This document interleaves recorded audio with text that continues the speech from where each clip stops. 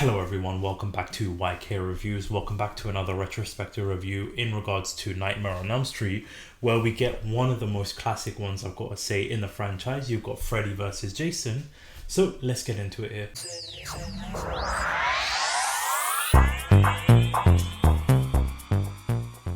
Now, I apologize for the double upload today. The earlier video that was posted, Wes Craven's New Nightmare, was supposed to come out yesterday, but internet connections just preventing this video coming out. So apologize, there's going to be two videos coming out today. But I briefly talked about this movie when I did the Friday the 13th tier ranking video. You can check that out over here. This movie was a very enjoyable movie, a really enjoyable watch. People might say that it came out a little bit later than it should have done, which I kind of agree with. I feel like this movie came out 10 years too late. But with the movie that did come out, I had such a blast with this movie. I just wish, my only criticism when it comes to this movie is that you had more scenes when it comes to Jason versus Freddy. Like, their fight sequences was so iconic, especially that third act when they're battling in the real world.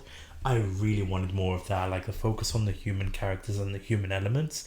I honestly couldn't care less about those specific parts of the movie. I wanted just to see Jason versus Freddy, but what they did with the human elements kind of did tie into it, so it did work well. But overall, a really enjoyable movie, because we start off with like sort of a recap of Freddy and like the franchise of the Nightmare on Elm Street and what has taken place between his victims and how he lost his power, because we come to find out that nobody was scared of Freddy anymore. They all kind of just forgot about him. So he decided that he's going to use Jason to kill people, bring the fear back so that he can take advantage of it, even using the fact that using Pamela Voorhees, like Jason's mother, as like a disguise to basically wake Jason up, bring him back to life, to take on the role of killing people and bringing fear back. And so then we turn the focus into the characters that we're going to be following, like Kia and Laurie and like a couple of other characters there. They're having the typical party at home, drinking, trying to get together and all that kind of stuff. You get this really douchebag guy who gets one of the friends to go upstairs and sleep with him after they do the business, tells her that he doesn't want to be touched. She goes to take a shower as well, and so Jason shows up, stabbing this guy right in the back. To be fair though, he did not let go of his beer can the whole time, so he's getting stabbed by Jason Voorhees. The bed ends up like just closing in itself, and you just see this body there. It looks absolutely fantastic. A great way to bring Jason back, killing this character off. The girl ends up seeing this and starts screaming. The characters all run out the house looking for the police, trying to get help, where you get the first dream sequence as the characters now are being interviewed in the police station. You get the first dream sequence of Freddy going and targeting Laurie, showing his face to Laurie. Laurie ends up waking up, and then we get another dream sequence of another guy that was at the party earlier.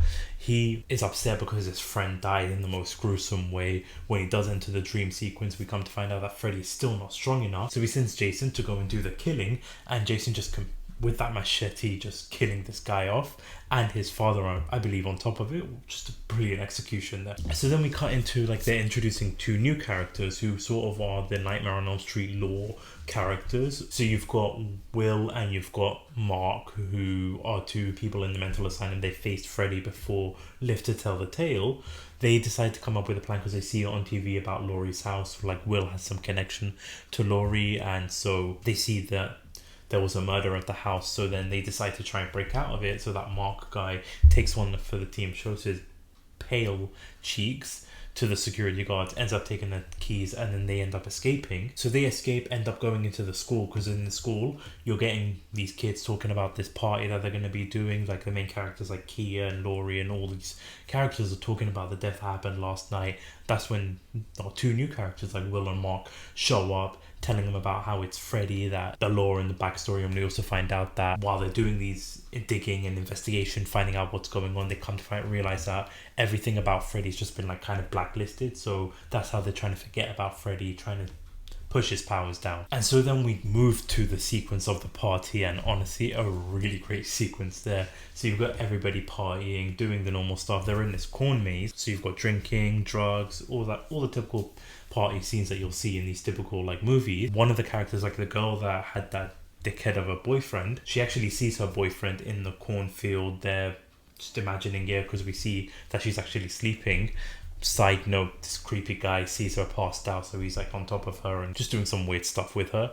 But she, in like the dream reality, she's following her boyfriend. She ends up going into like, I think this barn or silo or whatever it was, but she ends up in the typical boiler room, the Freddy boiler room. Freddy's going after her, tormenting her, and as he's about to kill her, we actually see Jason, who's in real life, killing the girl who's passed out dreaming. He kills her in real life along with the creepy guy, and that causes Freddy to lose his kill. So these two are kind of competing now for kills.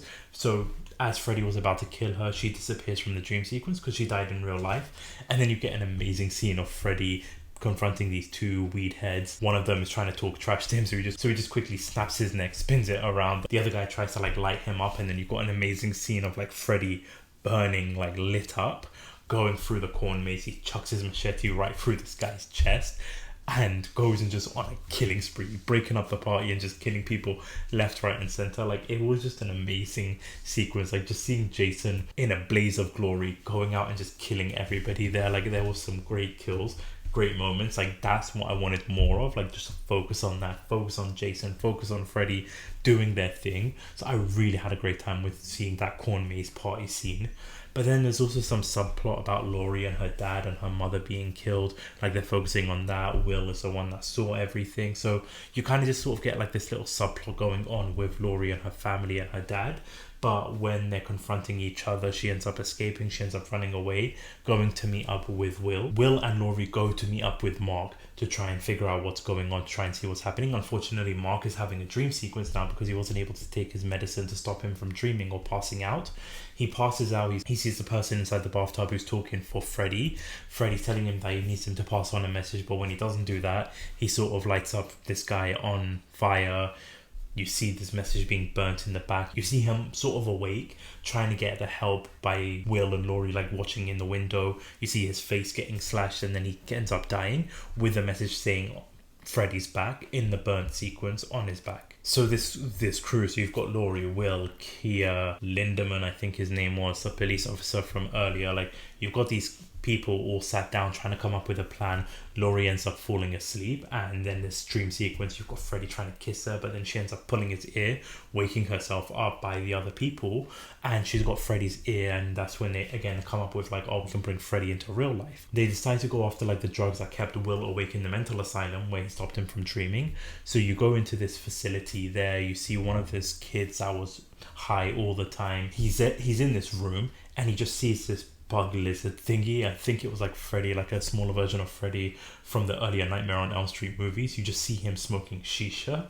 Like, just a weird sequence of events there. So as he's going to go look for the medicine, when he does find the medicine, this bug just goes inside him, like opens his mouth, goes inside him and possesses him, causing him to just dump all the drugs in the sink down the drain. But when Jason arrives, Jason uses his machete. He ends up like slicing one of the machineries, causing everything to just be electrocuted, and the police officer ends up getting into Jason's way, killing him off, while the guy high as a kite runs away, along with Lindemann as well, running out. They're all trying to escape the facility. Jason is there. He gets confronted by this kid that's high as a kite. The kid ends up injecting Freddy with like the sleep medicine, whatever you want to call it, but Jason's able to use his machete to slice him in half. Like, really great kills in this movie, I've got to say. But Jason ends up falling asleep, and then you get a dream sequence of Jason taking on Freddy. So you've got Freddy tormenting Jason with Pamela Voorhees' voice in there. Freddy tries to attack Jason, but Jason just ends up slicing both his arms off. However, because it's in the nightmare sequence, dream sequence,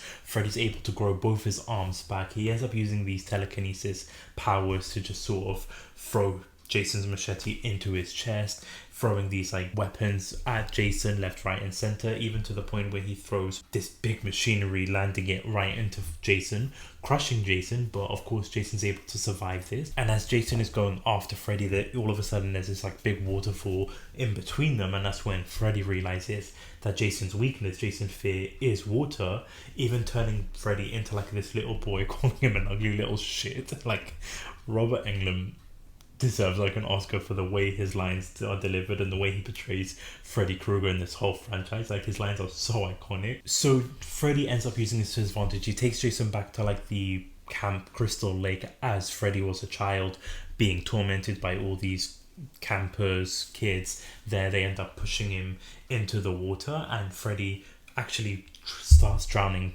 Jason inside the water. And while this is all going on, in the real world, you've got the characters, like the human characters that we're following, they end up having Jason inside the van, and they decide to put Laurie, send her into the dream sequence too, to try and take on Freddy. So as Freddy is drowning Jason, Laurie ends up into the dream sequence. She ends up trying to rescue Jason. Meanwhile, in real life, you've got Kia doing this disgusting mouth-to-mouth with Jason, trying to save him. And so because Jason ends up escaping the dream sequence thanks to Kia's mouth-to-mouth kissing sequence, he goes after Laurie, and as he's fighting Laurie, trying to trap her down, trying to kill her, and this is going on, you've got the real life situation. So you've got the human characters, they arrive at Camp Crystal Lake, they drag Laurie out of the van into one of the cabins. However, Jason arrives, the cabin ends up catching fire, and because of that, Laurie's arm gets burnt in real life. And then so in the dream sequence, before she's getting killed off by Freddy, her arm gets burned, she ends up waking up, and just before she wakes up, she holds Freddy, bringing Freddy into the real world. And that's where you get this amazing music score and sequence of Jason versus Freddy. But before that, Linderman gets killed by Freddy, and then you get an amazing sequence with Freddy and Jason. Like, Jason just beats the crap out of Freddy, dragging him across windows, breaking windows, having these hand-to-hand combats. Like, the third act was absolutely amazing, and it's everything I wanted from a Jason versus Freddy movie, even to the point where Jason just chucks Freddy across like the camp. And then once we get into like the human aspects there, so Freddy arrives where Laurie and Will are. Kia starts dissing Freddy, trying to talk him, saying that he's not even scary, making fun of his claws, how Jason has a machete and he's got these small claws. But Freddy's just listening there, and then you see Jason, behind Kia, and he just smacks her hard with a machete, causing her to go flying. Honestly, one of the funniest deaths in this movie, and she ends up dying.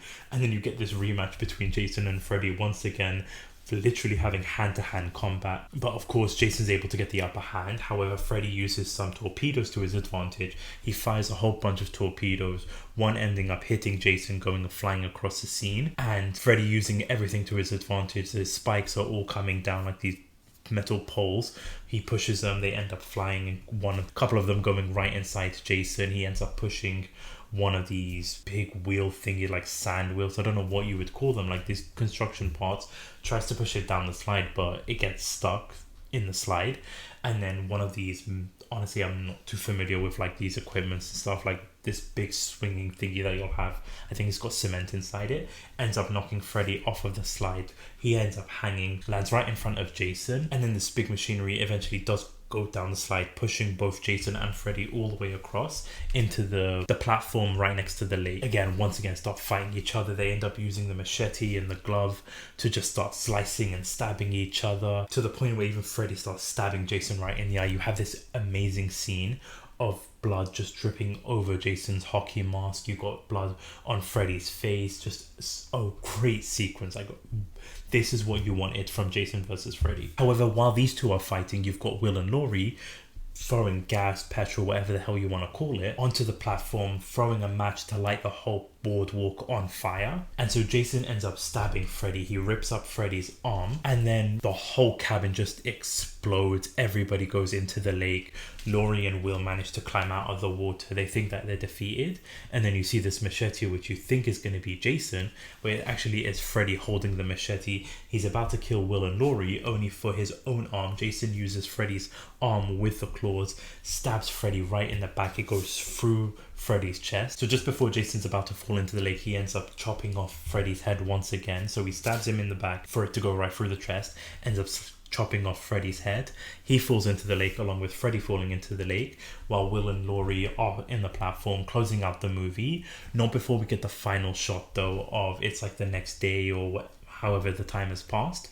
Jason's coming out of the lake holding Freddy's head, and then as the camera zooming into Freddy's head, you just have him winking and you hear his laughter, closing out the movie completely. And like I said, this is such an enjoyable movie, a movie that might have come a bit too late, but still a great movie and a really enjoyable watch when it comes to Jason taking on Freddy. I had such a great time with this. Like I said in the tier ranking video with Friday the 13th, it's a fun one. You want to see more of the Jason versus Freddy, and I wish we got more of that rather than the focus on the human characters.